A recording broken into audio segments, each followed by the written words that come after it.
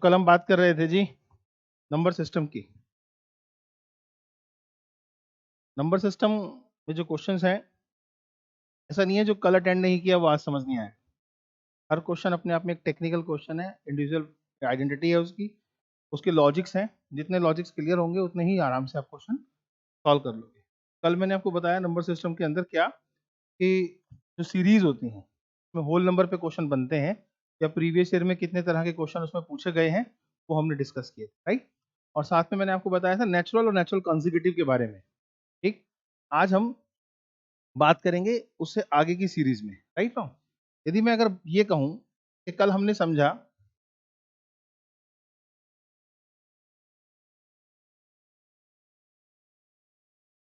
Natural numbers को, तो उसके अंदर जो हमारे पास वैल्यूज थी वो 1 2 3 4 5 6 7 8 9 एंड सो ऑन।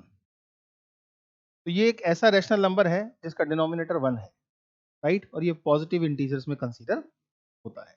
अब इसे हम धनात्मक पूर्णांक या पॉजिटिव इंटीजर की बात करते करते जब अल्टरनेट लेवल पर आते हैं तो हमारे पास दो कैटेगरी दिखाई पड़ सकती हैं। यस, इन दो कैटेगरी को भी हम नेचुरल नंबर ही बोलते हैं, लेकिन इसे सिर्फ नेचुरल कहने से गड़बड़ हो जाएगी। नेचुरल नंबर में कंसीडर होते हैं सारे नंबर 1 2 3 4 5 6, लेकिन जब हम अल्टरनेट लेवल पे बात कर रहे हैं तो सारे नंबर कंसीडर नहीं कर रहे। अगर आपको कहीं किसी का हाथ कटा मिल जाए तो उसे देख कर क्या कहोगे आप, किसका है? अगर आपको फेमिलियर है जानवर से भी तो भी आप बता पाते हैं, और आदमी से तो आप हैं ही फेमिलियर, तो आप समझ जाएंगे यार ये आदमी का है। इसका मतलब है कि ये जो संख्याएं कट के निकलने वाली हैं वो नेचुरल नंबर का पार्ट है, तो नेचुरल वर्ड तो यूज होगा ही होगा। अब इसमें नेचुरल वर्ड यूज करते समय जब हम स्टार्ट करते हैं इसे 1 से, तो हमारे पास आता है ऑड वर्ड, एक शब्द। ऑड का मतलब होता है वे संख्याएं जो 2 से भाग नहीं होती हैं, राइट, उनमें शेषफल बच जाता है एक अगर 2 से भाग करे तो। लेकिन ये रहती क्या है, नेचुरल ही रहती हैं, और ये एक सेट बनाती है जिसे हम ऑड नेचुरल नंबर्स बोलते हैं। और इस सेट के अंदर ये सारे एलिमेंट्स आने की बजाय हमारे पास 1 3 5 7 9 11 and so on, infinity level तक ये संख्याएं हम कंसीडर करते हैं। अब इस पर बनने वाले सवाल कितने तरह के हो सकते हैं? अगर मैं कहूं तो ऑड नेचुरल नंबर के सम का क्वेश्चन हो सकता है, नंबर 1। ऑड नेचुरल नंबर के एवरेज का क्वेश्चन हो सकता है, नंबर 2। ऑड नेचुरल नंबर में अगर हम ऑड नेचुरल के अंदर एक वर्ड यूज करते हैं कंसेक्यूटिव, तो ऑड नेचुरल कंसेक्यूटिव नंबर हो सकते हैं, उस पर सवाल बन सकता है। ठीक, और अगर इसमें कुछ सवाल बनाए तो कुछ लॉजिक है जो आपको देखने पर सवाल समझ आएंगे कि ये बन क्यों रहा है। ठीक, तो सबसे पहले हम बात करते हैं ऑड नेचुरल नंबर पे क्या क्या क्वेश्चन बनेंगे, और आज जो हम पढ़ेंगे साथ में दूसरी जो सीरीज हमें निकलेगी उसमें एक वर्ड आएगा that is even natural numbers. तो जो क्वेश्चन मैं अभी ऑड पे बना रहा था वही इवन भी बनेंगे। तो ईच इवन नेचुरल नंबर्स के अंदर जब हम बात करेंगे तो यहाँ वो संख्याएं होंगी जो 2 से भाग हो जाएंगी।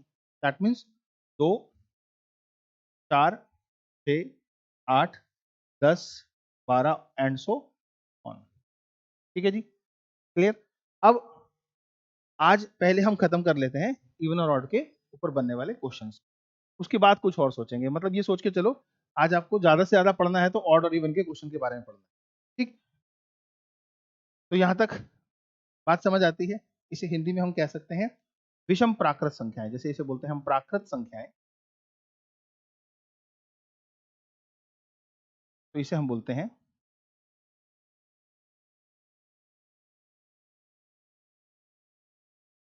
विषम प्राकृत संख्याएं, और इसे हम बोलते हैं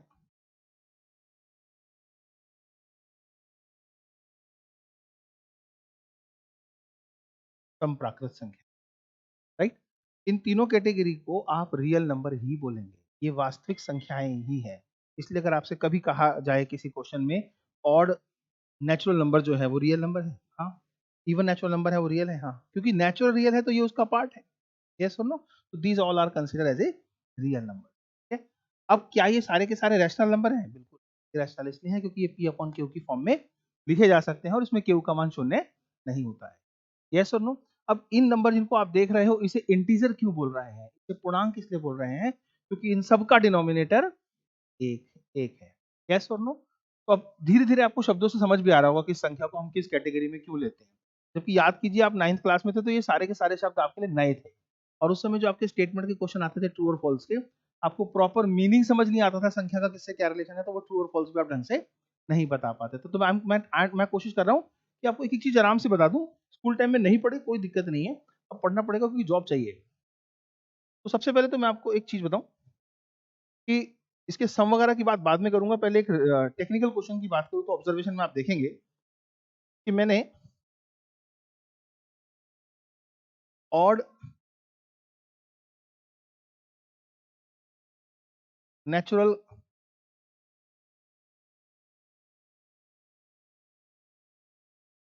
कंसेक्यूटिव नंबर में मैं ले रहा हूं 2 ऑड नेचुरल कंसेक्यूटिव नंबर्स। ये कैसे बिहेव करेगा अगर क्वेश्चन कोई नंबर सिस्टम का बनाएगा तो। ऐसे ही even natural consecutive means 2 even natural consecutive क्या बिहेव करते हैं, 2 इवन नेचुरल कंसेक्यूटिव नंबर्स, ये क्या बिहेव करते हैं, इसे हम हिंदी में बोलते हैं दो विषम प्राकृत क्रमागत संख्याएं, जबकि वो दो सम प्राकृत क्रमागत संख्याएं। मैंने कोई भी दो विषम प्राकृत क्रमागत संख्याएं ली, मान लीजिए 3 और 5 लिया, या मैंने 5 और 7 लिया, या मैंने 11 और 13 लिया। आप देखेंगे इन्हें मल्टीप्लाई करने से दोनों संख्याएं सेम नहीं है तो ये कभी भी एक परफेक्ट स्क्वायर तो नहीं बन सकती, यस और नो। तो इसका जो प्रोडक्ट होगा वो आप ध्यान से देखें तो आपको पता लगेगा ये 15 है और ये 35 है और ये 143 है। ऑब्जर्वेशन में क्या पता लगता है कि ये परफेक्ट स्क्वायर तो नहीं है, लेकिन अगर इन्हें परफेक्ट स्क्वायर बनाया जाए तो मात्र एक की जरूरत पड़ेगी, ओनली वन। जैसे ही आप इसमें वन ऐड कर देंगे तो आप पाएंगे these all becomes a perfect square number, that means 36 and 140। और एक मजे की बात आप देखेंगे कि अगर आप इनका स्क्वायर रूट निकाल दें, अगर आप इनका स्क्वायर रूट निकाल दें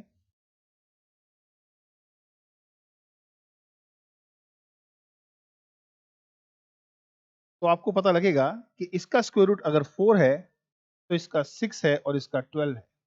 और मजे से अगर आप ध्यान से देखेंगे तो आपको पता लगेगा कि ये 12 कहीं और नहीं है, इन दोनों के बीच का नंबर है, यस और नो। और ये 4 कोई और नहीं है, इस 3 और 5 के बीच का नंबर है। तो यहां से कई बार क्वेश्चन बने कंपटीशन में, एसएससी वगैरह में, तो स्टूडेंट को ये बेसिक पता नहीं था। तो जब सवाल बना तो सवाल की संख्याएं भी इतनी छोटी नहीं थी कि बच्चे उसे मल्टीप्लाई कर पाए। सवाल ऐसा था कि स्क्वायर रूट निकालना था, जैसे 7 4 6 5 3 इंटू 7 4 6 5 5 प्लस 1। अब आपसे कोई क्वेश्चन पूछ रहा है कंपटीशन में कि this is equal to what, चार ऑप्शन आपके पास है और ये क्वेश्चन आपसे पूछा गया है। आपको तो लग रहा है नंबर सिस्टम का क्वेश्चन है, लेकिन थ्योरी कौन सी है, the product of two odd natural consecutive numbers, यानी कि दो विषम प्राकृत क्रमागत संख्याओं का गुणनफल अगर उसमें एक जोड़ दिया जाए तो वो एक परफेक्ट स्क्वायर बन जाता है, यस और नो। और अगर इसका स्क्वायर रूट निकालना हो, इस कैलकुलेशन का स्क्वायर रूट निकालना हो तो मात्र 1 सेकंड में आंसर आ सकता है। मल्टीप्लाई भी नहीं करना है, स्क्वायर रूट भी निकालना है, और आंसर कैसे देना है बताओ, इन दोनों के बीच में कौन सा नंबर आएगा? Means your answer is 7 4 6 5 4। अब ये स्मार्ट तरीका आपने प्रॉपर तरीके से देखा तो एग्जाम में ये सवाल किसी के लिए बहुत बड़ा था और आपके लिए 1 सेकंड, यस, समझ आया? तो क्वेश्चन ये पूछेगा, आंसर इतनी जल्दी आएगा, लेकिन समझ कैसे आएगा जब बेसिक क्लियर, राइट और नो। अब एक और इधर देखते हैं, क्या ऐसा ही इवन नेचुरल कॉन्सेक्यूटिव नंबर में भी होता है? मैंने एक नंबर लिया 2 और मल्टीप्लाई किया 4 से, आंसर आया 8, it is not a perfect square. ऐसे ही मैंने एक नंबर लिया 6 और मल्टीप्लाई किया 8 से, 6 8 48, this is also not a perfect square. ऐसे ही मैंने 10 को 12 से किया, 120। And these three answers are just example like this, ये भी परफेक्ट स्क्वायर नहीं है, अगर एक जुड़ जाए तो हो जाएंगे। तो अगर मैं इनमें भी एक जोड़ दूं तो ये तो हो गई आपकी थ्योरी। अब क्वेश्चन में लैंग्वेज कैसे कैसे बना के सवाल पूछ सकता है, समझने की कोशिश करो।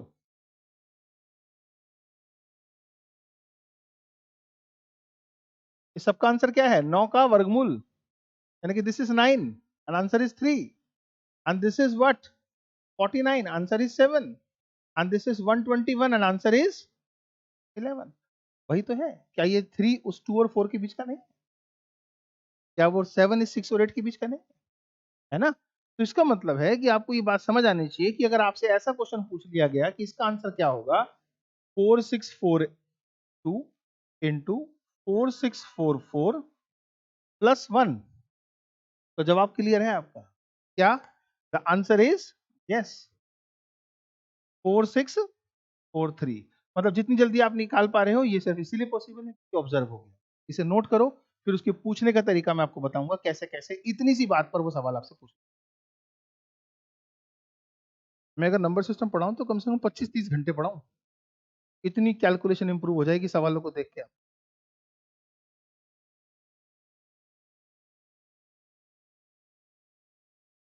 तो आपके कंपटीशन में से एक बच्चा कम हो गया कल, उसका आईटीबीपी में सिलेक्शन हो गया, सितंबर में पेपर दिया था उसने, कल मिठाई खिला के गया। जिन लोगों ने मिठाई नहीं खाई है वो दिवाली वाली महसूस करें कि उन्होंने खा रखी है और खिला देंगे।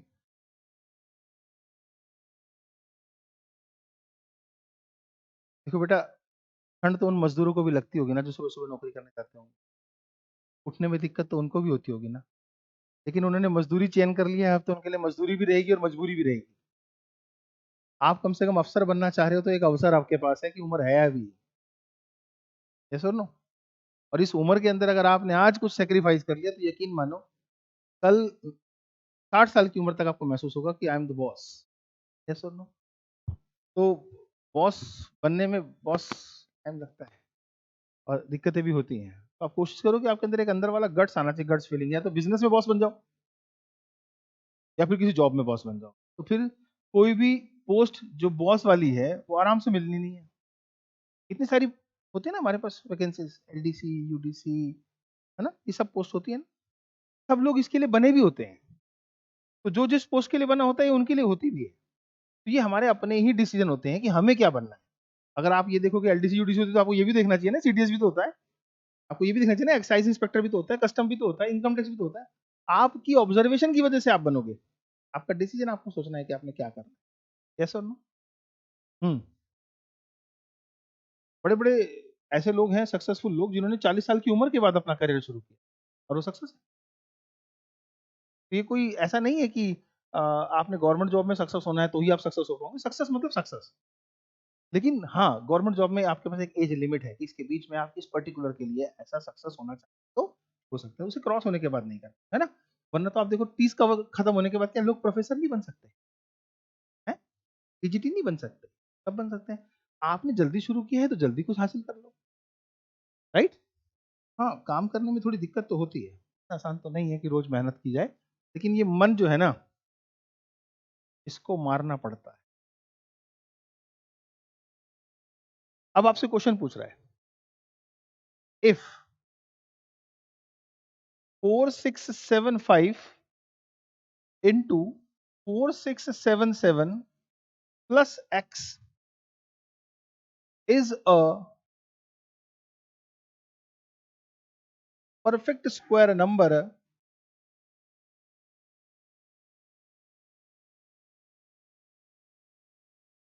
then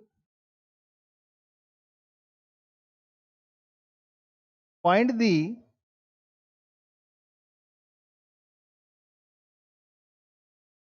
minimum value of x।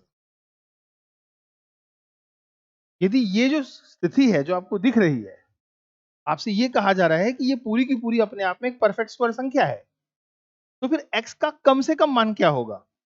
अभी तो आपने सीखा क्या, 1। तो आपके सवाल का आंसर है x मस्ट बी 1। अगर इसे हम लॉजिकली समझें कि x इजिकल टू 1 कैसे होगा, मैथमेटिक्स के पॉइंट से देखें, तो इस नंबर को हम n मान लेते हैं और इस नंबर को हम क्या मान लेते हैं जी, n प्लस 2। और हम जानना चाहते हैं x क्या होगा, x हमें पता नहीं है, तो हम इसे सॉल्व करें, x square n square plus 2n। Yes और नो? अब इसमें इसे हम परफेक्ट स्क्वायर बनाना चाहें तो प्लस 1 करने से ये अपने आप में n प्लस 1 का होल स्क्वायर बन पाएगा। तो इसका मतलब है x की क्या वैल्यू होनी चाहिए, तभी ये n प्लस 1 का होल स्क्वायर बनेगा। इसलिए the answer for the value of x is, आगे समझ, ये तो बनाया है मैंने two odd natural consecutive number के प्रोडक्ट पर। अब जो मैं बनाऊंगा वो किस पे बनाऊंगा, इवन पे बनाऊंगा।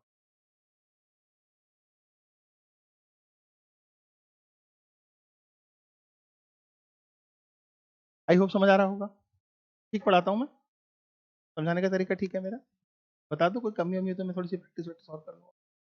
नहीं, सीखने की कोई उम्र थोड़ी ना है।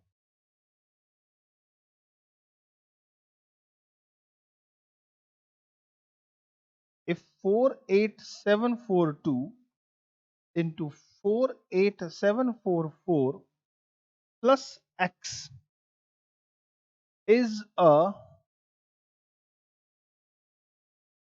perfect square number,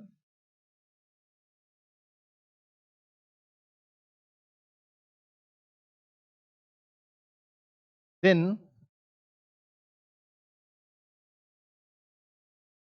find the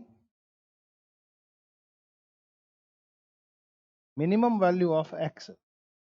same type का क्वेश्चन है, यहां भी आपका x का आंसर 1 ही आएगा, तो आपका आंसर क्या हो गया बेटा, x इज इक्वल टू 1। दोबारा एक्सप्लेन करने की जरूरत तो नहीं, अंडरस्टूड है, कोई दिक्कत है?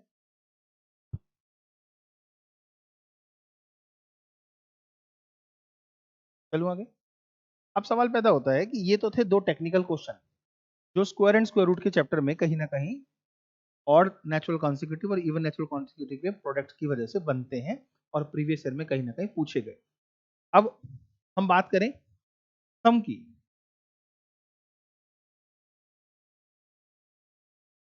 Find the sum of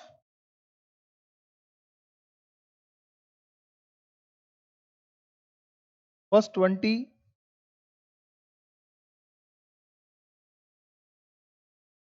odd natural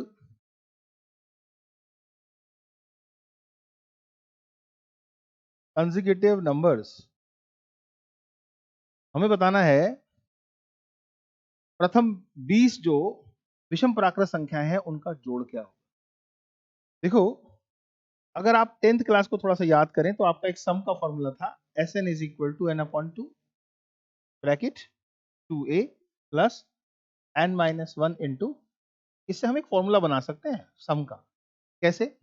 जब आपके पास सीरीज की बात करें, जिस सेट की आप बात कर रहे हैं वो 1 है, 3 है, 5 है, 7 है, 9 है and so on, n terms तक की अगर हम बात करें, राइट रॉन्ग, तो हमारे पास एन टर्म्स है तो एन ही रहेगा। ए की बात करें तो ए की वैल्यू मतलब फर्स्ट यानी कि 1 है। एन टर्म्स में आंसर बनाना है फॉर्मूला, तो एन और कॉमन डिफरेंस क्या है, 2 का है। देखो ध्यान से, 1 और 3 का डिफरेंस 2, 3 और 5 का डिफरेंस 2, तो यहाँ लिख दिया हमने 2। तो फॉर्मूला अगर हम डेरिवेट करना चाहें तो n by 2 bracket 2 plus 2n minus 2, ये इनसे कैंसिल हो गया, बचा क्या, n बाई 2 ब्रैकेट में 2n, ये 2 इससे कैंसिल हो गया और फॉर्मूला क्या बना, यानी कि विषम संख्याओं के योगफल की अगर हम बात करें तो जितनी विषम संख्याएं यानी कि ऑड नंबर है उनका मात्र स्क्वायर निकालने से ही उनका टोटल निकल। तो इसका सम का जो फॉर्मूला है, इसका जो एसएन है वो डायरेक्ट याद किया जा सकता है, दैट इज एन स्क्वायर। जितनी संख्या होंगी उस नंबर का स्क्वायर कर देंगे। बताओ कितनी संख्या है, 20 है, तो इसका मतलब है एन की वैल्यू कितनी हुई, 20 है, तो सम कितना हुआ 20 संख्याओं का, 20 का square, and that answer is equal to, ये इसका एक शॉर्ट हो सकता है। अगर सम निकालना हो तो सिर्फ स्क्वायर निकालना आना चाहिए जितनी संख्या। गॉट इट, समझ आ रहा है? डालो।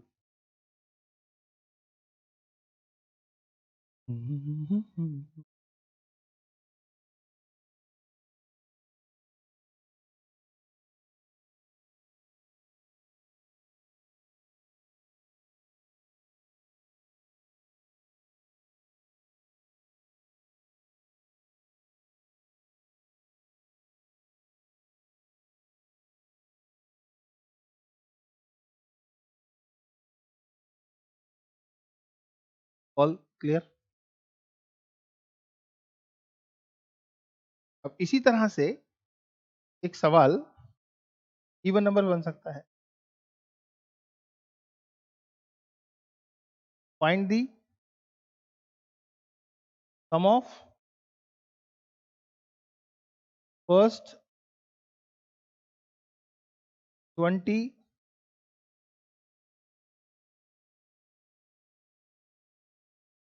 even natural numbers। प्रथम 20 सम प्राकृत संख्याओं का योगफल ज्ञात करो। तो इधर भी वही फॉर्मूला है, Sn is equal to n by two bracket 2a plus n minus one into में d, और आपकी जो वैल्यूज हैं वो है 2, 4, 6, 8, 10 एंड सो ऑन। अब क्योंकि आप n का फॉर्मूला बनाना चाहते हैं तो n को n रहने दीजिए। a की वैल्यू आप देखेंगे पहली टर्म है 2 है, कॉमन डिफरेंस यहाँ भी आपके पास 2 ही है। जब आप ये फॉर्मूला बनाएंगे तो n बाई टू 2 कॉमन आ सकता है, अंदर बचेगा 2 और plus n minus one, right no. ये 2 से 2 कट गया, ये बचा s n, n 2 में से 1 गया 1, तो फॉर्मूला क्या बना for the even numbers, right no. सम संख्याओं का फॉर्मूला होता है n into N plus one, यानी कि जितनी संख्या है उससे अगली संख्या से मल्टीप्लाई कर। Got it? आ रहा है समझ में? तो हम इस पर अगर क्वेश्चन देंगे तो अभी देखते हैं। अगर हम इसको ये कहता है कि 20 क्वेश्चन का सम निकालना है तो सम का फॉर्मूला हमें क्या मिला, n इंटू एन प्लस विद रीजन। अब 20 वैल्यूज हैं तो यहाँ लिखा 20, 20 इंटू में 21, इस दूनी 42, आपका आंसर 400। ओके, ठीक है, कर लो।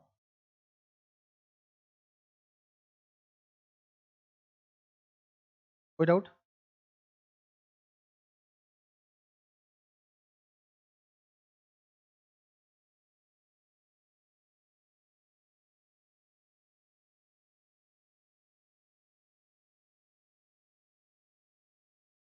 पूछना है कुछ? नहीं?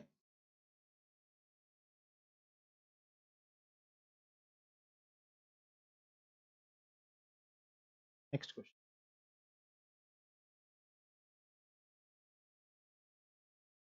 Find the average of first 10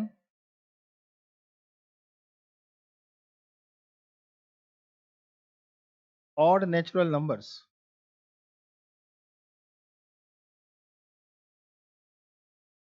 प्रथम 10 विषम प्राकृत संख्याओं का योगफल ज्ञात करो, सॉरी औसत ज्ञात करो। तो यहां पर औसत निकालने के लिए कुछ नहीं करना है। सबसे पहले आपने देखना है आपकी थ्योरी क्या है। फर्स्ट ऑड नेचुरल नंबर्स है ना 10, तो 1 है, 3 है, 5 है और 10 है, तो लास्ट नंबर होगा 19। ये मेंबर्स इसके अंदर होंगे, राइट। क्योंकि ऑड नेचुरल नंबर्स जो होते हैं वो एक अर्थमेटिक प्रोग्रेशन होती है, समानांतर श्रेणी होती है, इसमें कॉमन डिफरेंस हमेशा देखने को मिलता है, दो दो दो दो दो करके। तो अगर आप ये समझ रहे हैं कि इसका एवरेज निकालना है और फॉर्मूला आपका पहले आप सम का फॉर्मूला लगाएंगे दैट इज एन स्क्वायर, और फिर एवरेज का फॉर्मूला लगाएंगे that is S n upon n is equal to n square upon n, तो आंसर एन ही आएगा। यानी कि जितनी संख्या है उतना ही एवरेज होगा। तो इस सवाल का आंसर क्या है, 10 ऑड नंबर है तो 10 ही आंसर है। बट ये अगर आप भूल गए तो आपको सीधे सीधे देखना है कि एवरेज निकालने के लिए आप क्या कर सकते हैं, direct first plus last upon two. First का मतलब 1, लास्ट का मतलब 19 upon two, that means 20 upon two, और दैट इज इक्वल टू 10। मतलब ये सब भूल जाओ तो याद है तो बढ़िया, ये कि आपको पता है कि यार जितनी संख्या होती है उतना एवरेज होता है, उसके लिए ज्यादा सोचने की जरूरत नहीं है।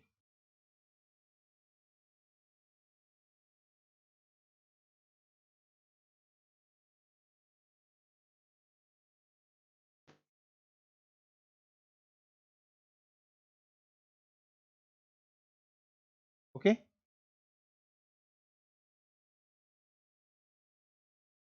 कल मेरी क्लास 1.5 घंटे की होगी। 2 घंटे आप पढ़ते नहीं हो, 1.5 घंटे तो पढ़ लोगे।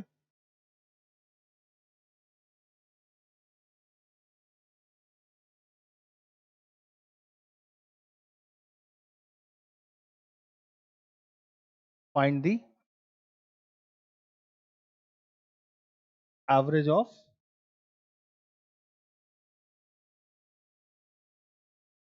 First 20 even natural numbers.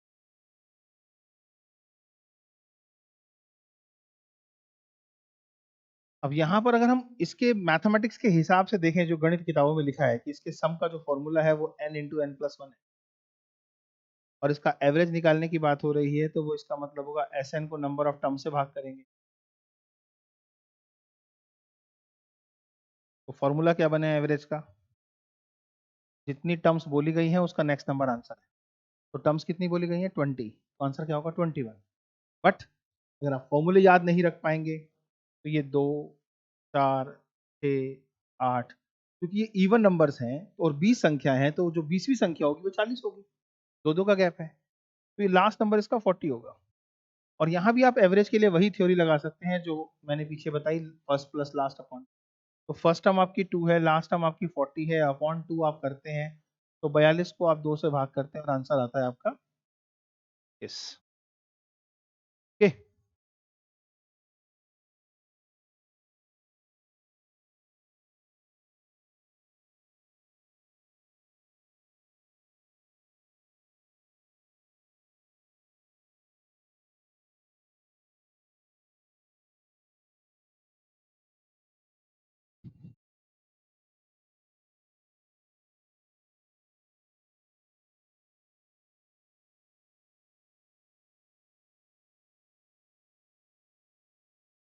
Clear. अब शब्द आता है ऑड नेचुरल कंसेक्यूटिव नंबर्स। इस पर अगर सवाल बने तो कैसे बनाएगा?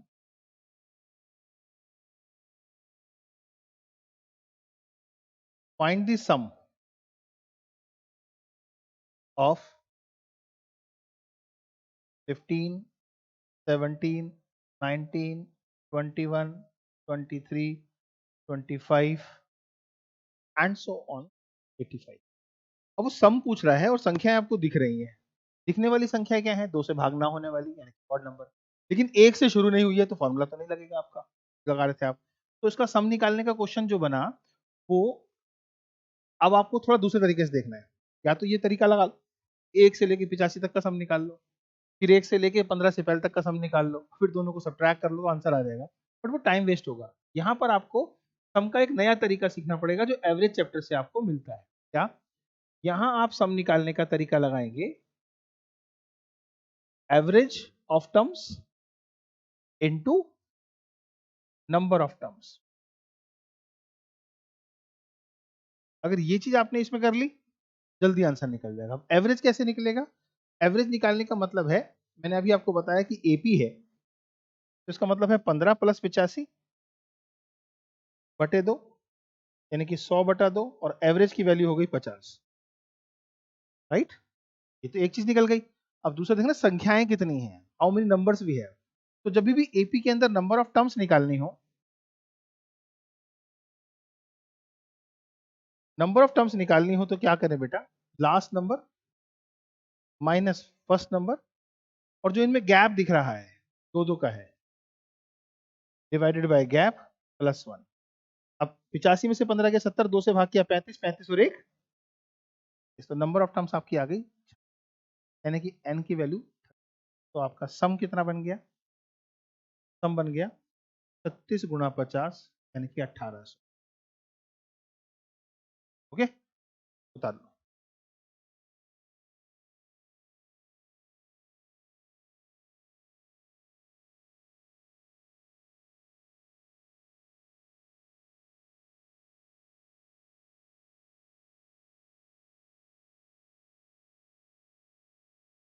तो नंबर ऑफ टर्म्स का फॉर्मूला क्या हुआ? Last minus first upon common difference plus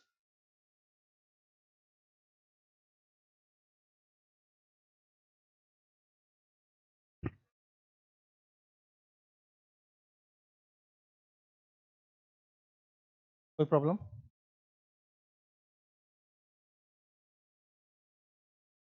अगर ये ऑड में बन सकता है तो यही क्वेश्चन इवन में बन सकता है। नोट कर लिया बेटा?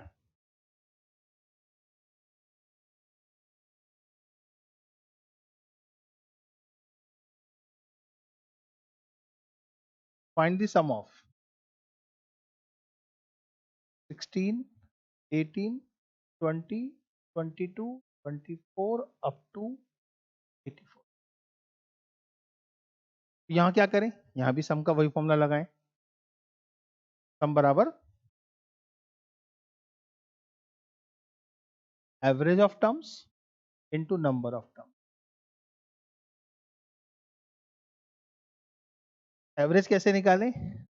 एवरेज निकालने का तरीका वही, फर्स्ट प्लस लास्ट, 16 प्लस 84 बटे 2 यानी कि 100 बटे 2 अर्थात 50। नंबर ऑफ टर्म्स की बात करें तो दैट मीन्स 84 माइनस 16 बटे 2 प्लस 84 में से 16 घटाओगे तो कितना आएगा? 68 को 2 से भाग करोगे 34, 34 और 1 1, यहाँ पे n की वैल्यू आपकी आ गई, n इज इक्वल, तो यहाँ सम का फॉर्मूला एवरेज इनटू दिस। बोलो समझ आ गया? ठीक है, तो ये थी आपकी story of number system related to even and odd numbers, जिस पर जो सवाल कभी पूछे जाएंगे तो वो लगभग लगभग ऐसे ही होंगे, उम्मीद है कर लोगे। तो आपने पढ़ लिया whole number, natural number, even number, odd number, natural consecutive numbers, odd consecutive numbers और इवन कॉन्सेक्यूटिव। क्लियर है? यदि मैं आपसे कहूं कि जीरो के बारे में आपकी क्या राय है, जीरो क्या है, क्या वो इवन नंबर है या नहीं है, तो आप गूगल पे जाके सर्च मारोगे तो आपको पता लगेगा zero is a even number. लेकिन आप मैथमेटिक्स में कभी भी स्कूल में पढ़ते आए हो तो इवन नंबर की जब बात हुई तो जीरो नहीं लिखा था, 2 4 6 8, तो दोनों में एक शब्द का फर्क है बेटा।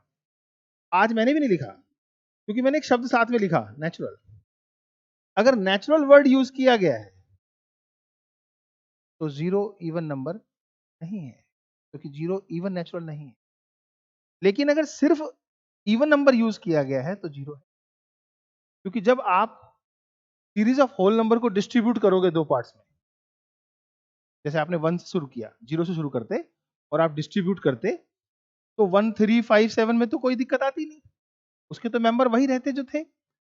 लेकिन जब आप जीरो की वाली पूरी सीरीज में इन्फिनिटी तक जाओगे तो 2 4 6 8 उठाओगे तो जीरो कहां डालोगे? किसी नंबर के इवन होने की कंडीशन तब भी तो पैदा होती है ना जब उसके एंड में जीरो होता है। बोलो, 10 क्या है? इवन नंबर है, एंड में जीरो है, तो जीरो अपनी जगह कहां लेगा? ऑड में नहीं ले पाएगा, इवन में ले पाएगा। अब जैसे ही जीरो को आप इवन बोलेंगे तो इवन नंबर बोल पाएंगे, इवन नेचुरल नंबर नहीं बोल। सही बात। इसलिए बहुत सारे लोगों को कंफ्यूजन है जीरो के बारे में कि जीरो इवन नंबर है, तो आपकी कंफ्यूजन खत्म हुई। जीरो इवन नंबर तो है, इवन नेचुरल नहीं। Got it? समझा? हिंदी में कहूं तो सम संख्या तो है, सम प्राकृत नहीं। चलो, अब हम बात कर रहे थे सीरीज की। अब तक जो हमने सीरीज में पढ़ा वो क्या क्या पढ़ा? सर नेचुरल नंबर के बारे में पढ़ लिया। तो क्या नेचुरल नंबर की सीरीज की बात करूं तो 1 2 3 4 5 अप टू इन्फिनिटी तक। समझ आती है बात? बोलो। और अगर इस नेचुरल के अंदर अगर मैं नेचुरल कॉन्जिक्यूटिव वर्ड यूज करता हूं,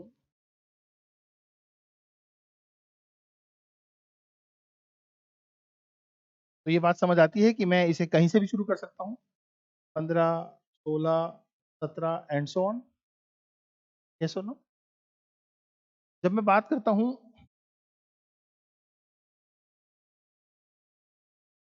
और नेचुरल नंबर्स की, तो मैं 1 3 5 7 9 एंड सो ऑन की बात। और जब मैं बात करता हूं ऑड नेचुरल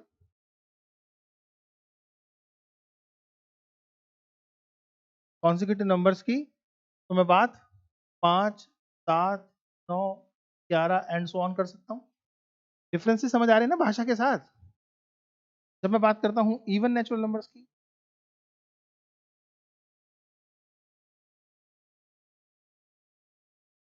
तो आपको समझ आता है 2 से शुरू करना पड़ेगा, 2 4 6 8 10 एंड। और बात करता हूं इवन नेचुरल कॉन्जिक्यूटिव,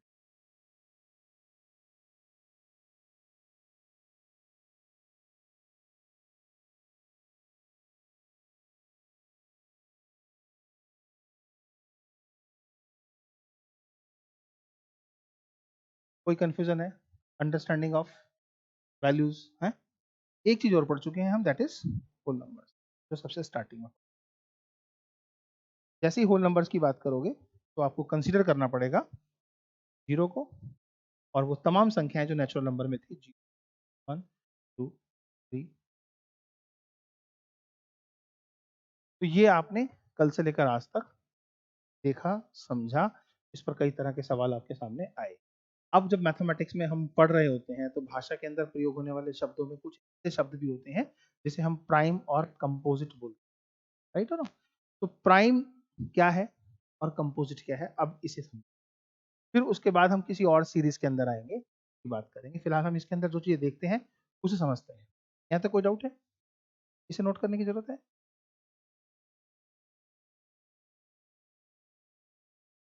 एक वर्ड हमारे पास आता है प्राइम और एक आता है कंपोजिट। त्रिशा, कंपोजिट क्या होता है बेटा? परेशान नहीं हो ना? नहीं पता? नहीं पता?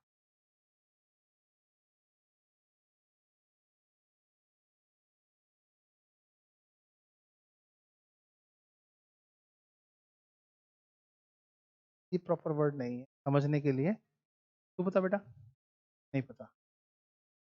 मुझे पता है प्राइम आप बता दोगे, फेमिलियर हो ना, बहुत बार रिपीट होता है पढ़ते पढ़ते। कंपोजिट प्राइम का अपोजिट है, इतना समझ लो। कंपोजिट प्राइम का अपोजिट है। कैसे? क्योंकि इसे हिंदी में बोलते हैं भाज्य, अभाज्य उसे बोलते हैं भाज्य। यानी मीन्स अगर हिंदी में कहा जाए तो ये भाज्य है और ये अभाज्य है। मतलब भाग ना होने वाला, लेकिन इसमें भी फिर कुछ ना कुछ तो भाग होता हो। जो नंबर खुद से भाग हो जाए और एक से भाग हो जाए, राइट हो ना? अब उसे अगर आप अभाज्य बोलने लगो, यानी कि प्राइम बोलने लगो, तो गड़बड़ है। सिर्फ खुद से हो और एक से,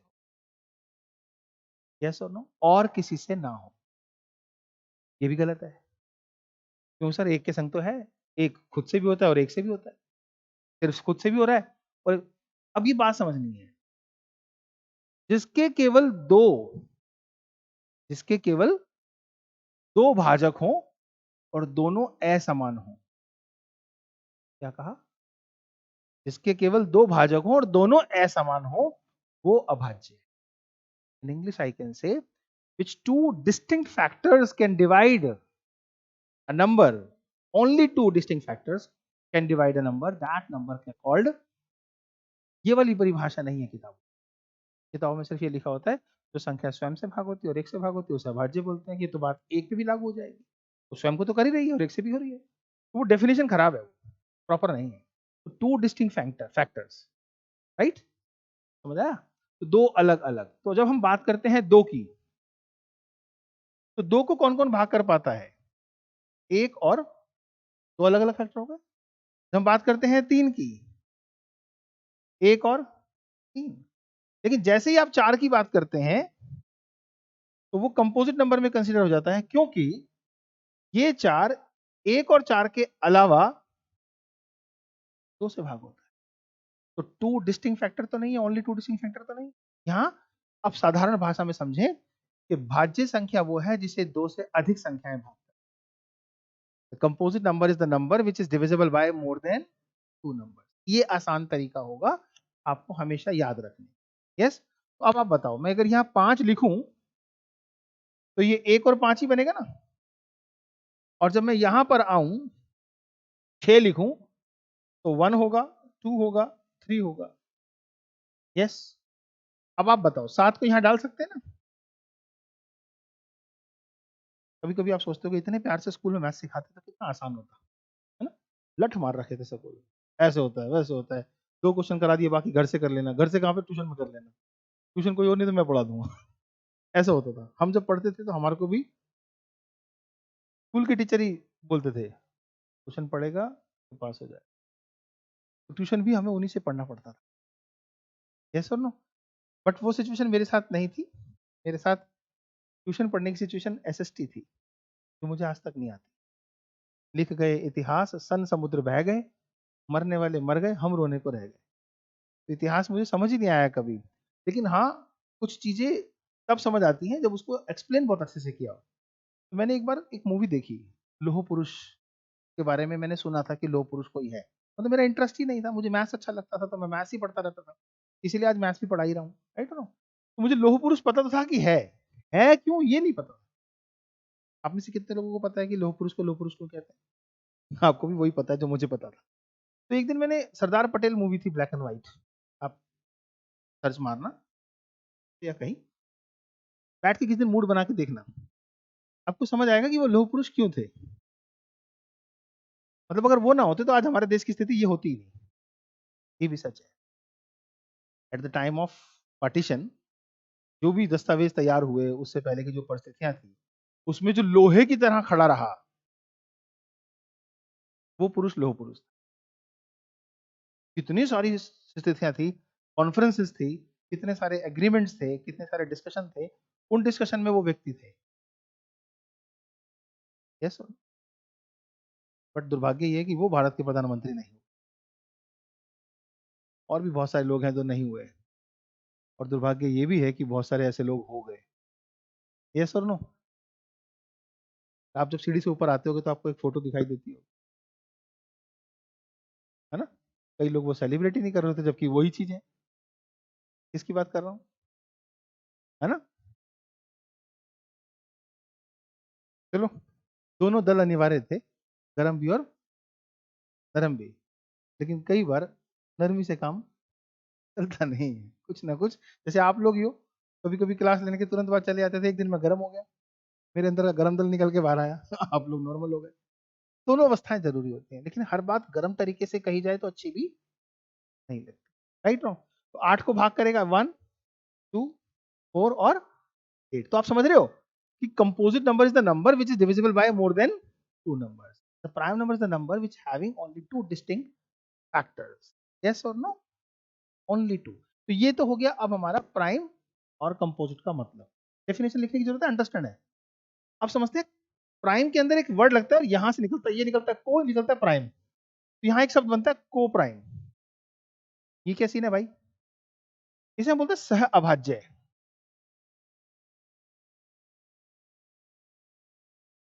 जब तक बेटा अपना गणित आप सुधारोगे नहीं, आप सोचो कि आप सिलेबस पूरा हो जाए, आपको मैथमेटिक्स सिलेबस का आ जाए और आप इंटेलिजेंट हो जाओगे, क्यों ना। आप जब तक चीजों को नहीं समझोगे तब तक उस कंपटीशन की लैंग्वेज को नहीं समझ पाओगे जिसमें वो घुस के शब्द को प्रयोग करके सवाल बनाता है। तो को प्राइम के बारे में कौन बताएगा? प्रीति, को प्राइम क्या है? अच्छा तू बताना चाह रही है, बोल बोल। मुझसे डरा मत करो बेटा, मैं सिखाने के लिए आया हूं। तुम बता पाओगी? नहीं, को प्राइम क्या? 2 and 3। अच्छा, को प्राइम में इन्होंने कहा कि 2 and 3 को प्राइम है। और कोई एग्जांपल? 3 और 5। और कोई एग्जांपल?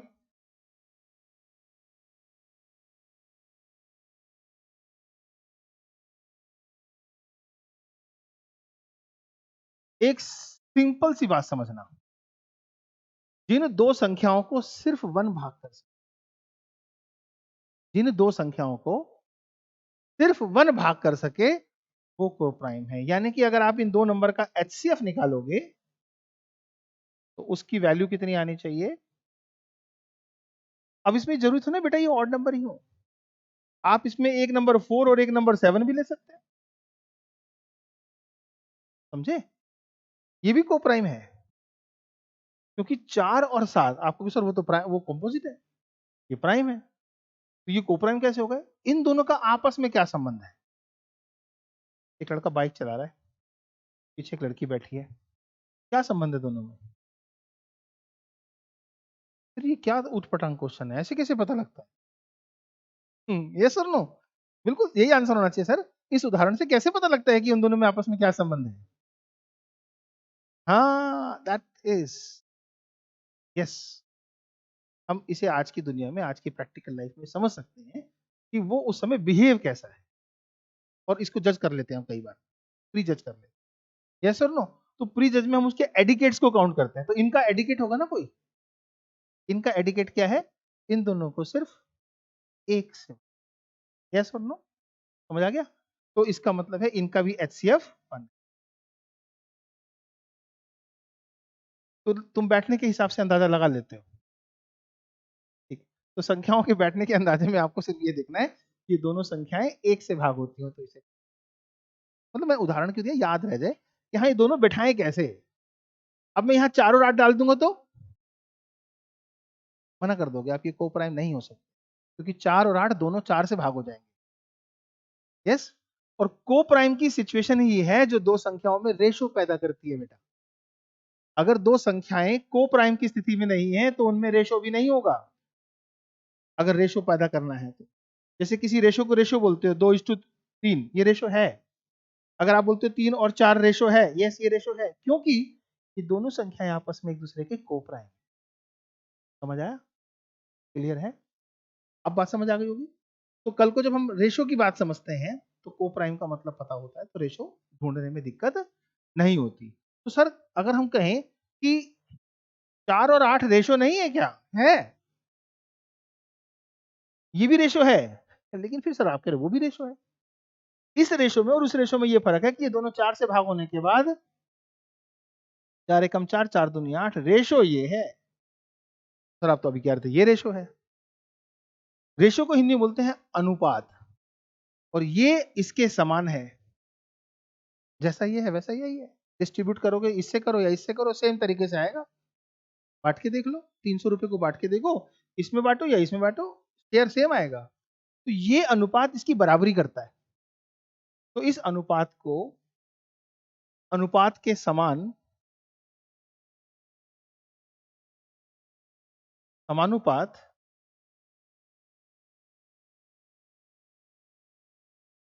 अर्थात प्रोपोर्शनेट। तो जब दो संख्याओं का या दो से अधिक संख्याओं का आप अनुपात बना रहे होते हैं, तो उसे अनुपात मानने के लिए जरूरी है कि वो समस्त संख्याएं सिर्फ और सिर्फ एक से भाग होती है। ओके, यदि वह संख्या एक से अधिक से भाग हो रही है तो वो संख्याएं समझ लीजिए किसी अनुपात के समान है, इसलिए वो समान अनुपात है और वो प्रोपोर्शनेट। Got it? समझ आया? तो आज आपने प्राइम नंबर, कंपोजिट नंबर और को प्राइम के बारे में समझा, साथ में समझा ऑड और इवन के बारे में। अब अगर मैं कहूं कि प्राइम, कंपोजिट और को प्राइम के बाद अगर कुछ और समझना है तो प्राइम नंबर पे क्वेश्चन बनता है कई बार। क्या? Find the sum of first 10 prime numbers. जैसे हम एपी से फॉर्मूला बना लेते हैं, इवन का, ऑड का, नेचुरल का, प्राइम नंबर का नहीं बना पाएंगे, क्योंकि प्राइम नंबर्स की जो सीरीज है वो एपी है ही नहीं। एपी होने के लिए कॉमन डिफरेंस जरूरी है। अभी आप ध्यान से देखो कि 2 और 3 में 1 का गैप है, 3 और 5 में 2 का गैप है, और 5 और 2 में फिर 2 का, साथ में 2 का गैप है, और आगे अगली संख्या अगर आप इसके बाद लिखते तो वो संख्या 11 होती और यहाँ 4 का गैप आ जाता।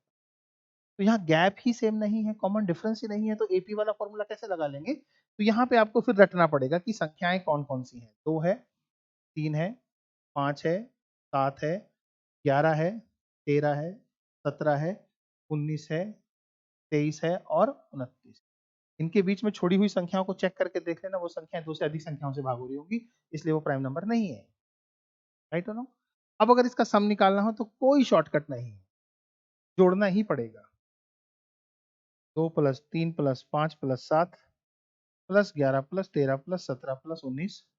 इस सवाल में कभी ऐसा नहीं पूछा जाएगा कि आप पहली 2000 संख्याओं का जोड़ बताओ, क्योंकि पहली 2000 संख्याएं पता नहीं कौन कौन सी, और उसमें कोई लॉजिकली कॉमन डिफरेंस नहीं है, एपी नहीं है, जीपी नहीं है, एचपी नहीं है। ये 3 सीरीज होती हैं जिनको मैंने आपको पढ़ाना है। तो जब ये तीनों किसी प्रकार की सीरीज में नहीं है तो इसका कोई लॉजिक नहीं है हमारे पास, और लॉजिक नहीं है तो इसको जोड़कर ही आंसर आएगा, और इसका आंसर याद भी कर सकते हो कि ज्यादातर पेपरों में देखा गया पहली 10 प्राइम नंबर्स के ही टोटल को पूछा गया और उसका टोटल फिक्स है 120। याद कैसे रहेगा? 10वां संख्या है 29 और 10 के आगे आता है 1, तो 129 ऐसे याद कर लेना। क्लियर है? तो आज की क्लास के लिए इतना काफी है, फिर मैं और पढ़ के आऊंगा और पढ़ाऊंगा आपको। Thank you, bye, take care, God bless.